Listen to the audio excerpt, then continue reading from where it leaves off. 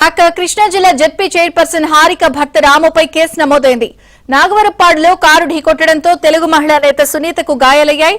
దీంతో వైసీపీ నేతలు ఉప్పాల రాము, కందుల నాగరాజుపై సునీత ఫిర్యాదు చేశారు.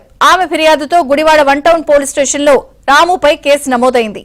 ఇక ప్రస్తుతం ఇదే అంశానికి సంబంధించి మరింత సమాచారం పూర్ణ అందిస్తారు. కృష్ణా జిల్లా జెడ్పీ చైర్పర్సన్ హారిక భర్త రాముపై కేసు నమోదైంది.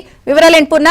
జయచంద్రిక కృష్ణా జిల్లా జెడ్పీ చైర్పర్సన్ ఉప్పాల హారిక భర్త రాముపై Gudivada one town police station లో కేసు నమోదు కాబడింది. అయితే ప్రధానంగా చూస్తే కనుక ఇటీవల కాలంలో అంటే సుపరిపాలనకు తెలియడు కార్యక్రమంలో భాగంగా మొత్తం కూడా టీడీపీ శ్రేణులు ఆ కార్యక్రమంలో పాల్గొనేందుకు నాగవరపాడు వంతెన జంక్షన్ వద్దకు వెళ్లిన పరిస్థితి నెలకొంది.